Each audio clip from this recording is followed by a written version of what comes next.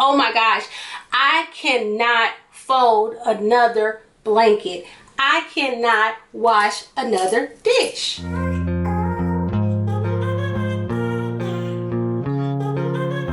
Hello beautiful, and welcome back to the channel. If you are new here, welcome. Today is going to be a great video. I'm going to talk about some of the struggles that I have had becoming a stay-at-home mom, transitioning from being a career mom to being a stay-at-home mom.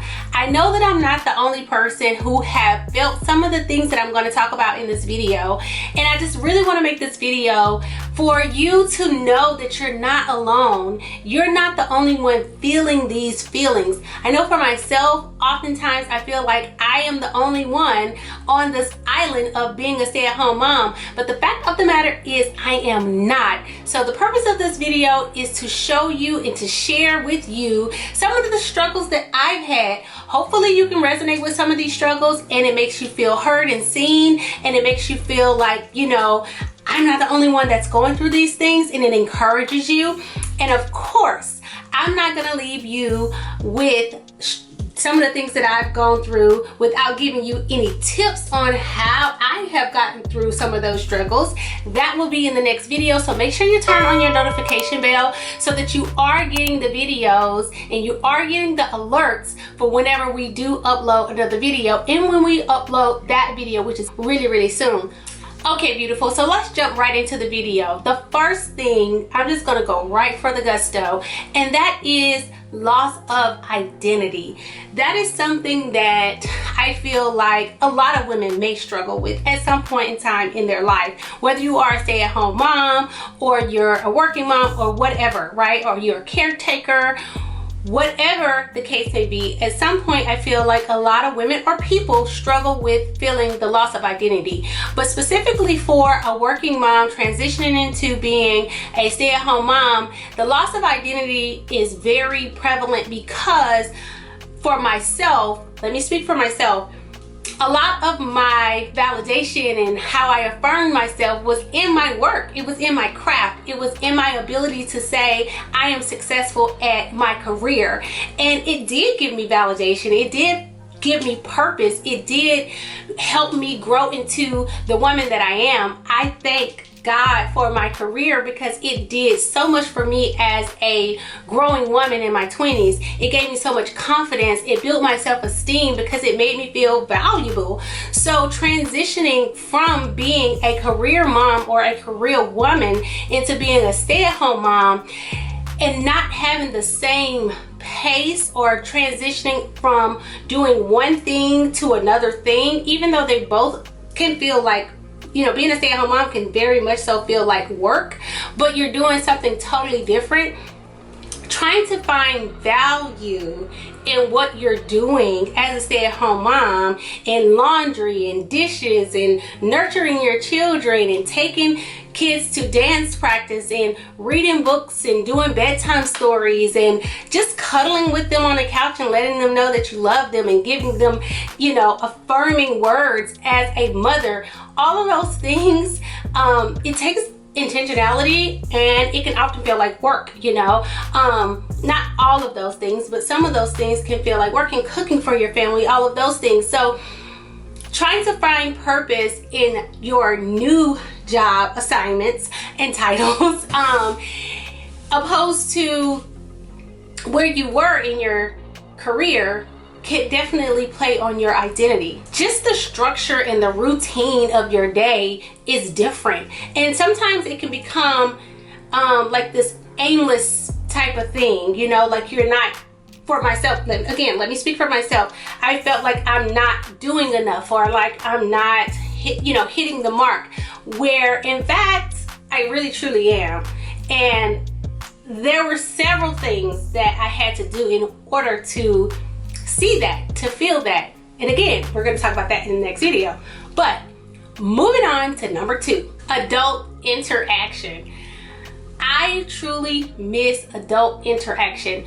We are a military family. We live in Japan and we live off base. So we don't live around a lot of Americans. We don't live around a lot of English speaking adults. So a lot of the adults that are around me are Japanese and Japanese speaking adults. So a lot of the times whenever my husband is not around, I'm talking to my kids. I do talk to my friends online, or I talk to them on FaceTime, or sometimes, they'll text me and we'll have some interactions here and there. As adults, as busy mothers and fathers, as a busy stay-at-home mom, I don't have much time to sit on the phone and even talk to my friends that call me and that text me. I have to really carve out that time to even interact with them, because my schedules and their schedules may not align, because I'm on a different time zone than majority of my friends. They're on, they're in Los Angeles or South Carolina, and I'm in Japan, which is, I'm a whole day ahead of them. So that can be challenging too, but it's nothing like the adult interactions that I was getting when I was working. I made some of the most amazing friends while I was working, and in my career I made some lifelong friends in my career, as a matter of fact, and we would just laugh and cut up and just have such a good time, because I truly loved what I did, and the people that were around me enjoyed what they did as well. I was a celebrity makeup artist, so I worked with a lot of people that was in the entertainment business, and as far as the entertainment business, it's one of those businesses that you have to have a passion for. So a lot of people enjoyed what they did. So it was a very joyous environment a lot of the times. And a lot of the interactions that I would have with people would just be, fun and light and fruitful. A lot of the people that I associate myself with and align myself with, it was great. It was awesome. And I do miss that. I miss that a lot. And it has been a struggle to even build adult friendships here in Japan this time around. I've met a few people, and because where I am in my life right now as a stay-at-home mom, and I just really don't have the time to nurture those friendships. There are several people that have reached out to me that want to hang out, and I truly want to hang out and do all of those things. But whenever I'm not with my kids, I like to hang out with my husband, because he's really my friend. I really love him. And so we hang out together whenever we're not with the kids. And whenever I'm not with the kids or with my husband, I like to have a long time. So there's not much time for girl time or other adult interaction outside of my husband. So that's something that I struggle with, and that's something that I am looking forward to changing eventually, or navigating new waters in terms of getting more adult relationships and interactions around me very soon. So the third thing is financial adjustment. And I've talked about financial adjustment before, and it's something that I struggle with daily, I'm telling you. And this is because I am so used to being a contributor financially to my family's wealth. I want to do it. I love to do it. And because right now I am not in a position to do that, it definitely is a struggle for me. Hence the fact that I have started my YouTube channel. I've started back on YouTube so that I can eventually become monetized and I can work from home. And hopefully my goal is to get brand deals, affiliates, links going, and all the things, so I can work right here, right from home, still be with my family, and be a financial contributor to my family. But it has been a struggle for me because I just enjoy making money. I enjoy it. I was talking to my therapist today about it, and she asked me, what did I feel that was missing? And honestly, it's that. Like, I like to go out and make money. That's just the type of woman that I am. So that's something that I have struggled with for sure. And obviously, I'm not being paid for what I do for my family, but what I can say, I am being valued. So I don't feel like I'm overworked and underpaid or undervalued here.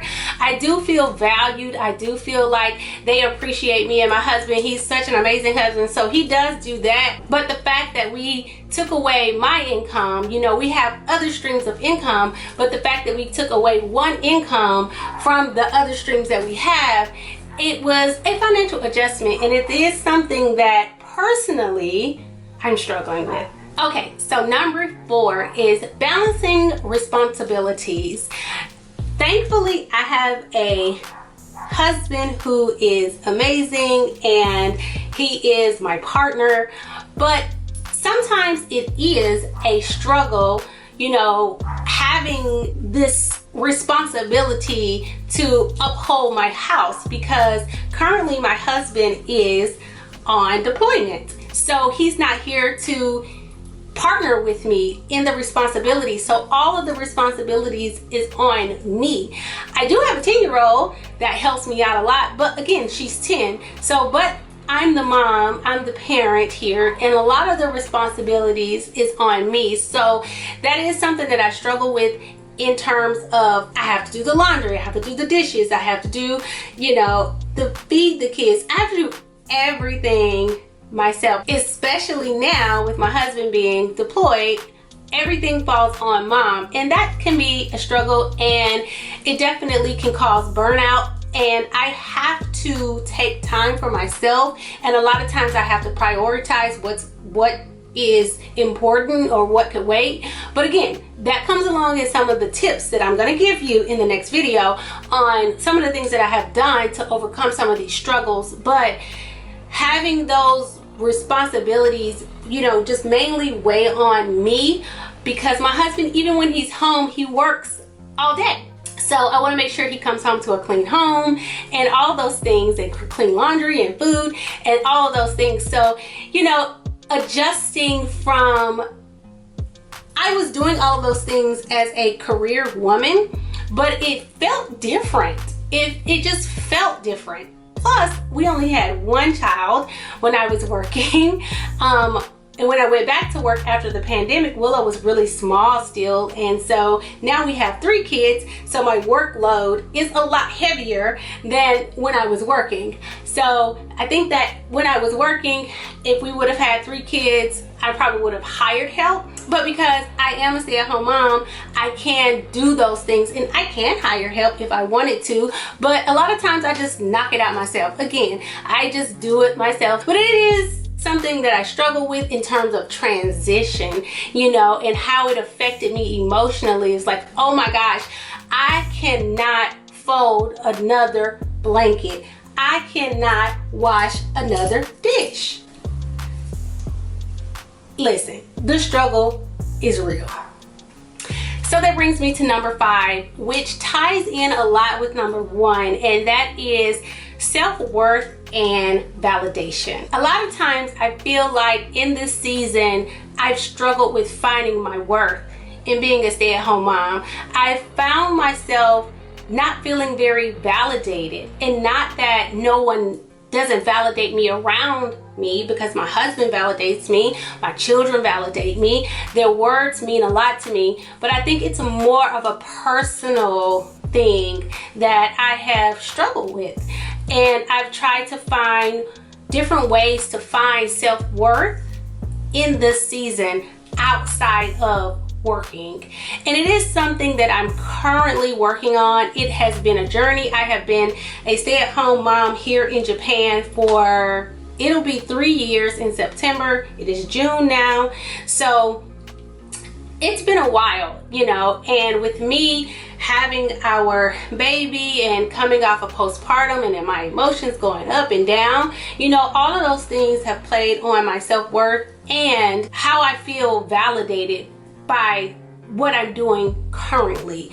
And again, it is something that I'm struggling with. It is something that I have had to be intentional about, reminding myself that what I'm doing is purposeful and it is valued, it is appreciated, and it is admirable. So I have had to remind myself of those things, but it is something that I have struggled with quite a bit. So that's it, beautiful. Those are some of the things that I have struggled with as a new stay-at-home mom, or as a stay-at-home mom transitioning from a career mom and a working woman. You know, this transition has not been easy for me, and I know that I am not the only woman that is going through this or have felt some of these things, if not more feelings. So let me know down in the comment section if you have felt any of these things, And what did you do about it? I would like to know. Let me know, like, give me some advice on what you have done, and I would love to hear your story on what you've been through as a stay-at-home mom, even if you have always been a stay-at-home mom. Some encouraging words will be greatly appreciated. And again, make sure you turn on your notification bell so that you get the next video. And make sure you go and check out this video where I talk about the 5 things that I'm glad I knew before becoming a stay-at-home mom. All right, beautiful, that's all we have for today. Make sure you give this video a thumbs up. Make sure you comment, like, subscribe, turn on that notification bell, and I will see you in that video. Bye, beautiful.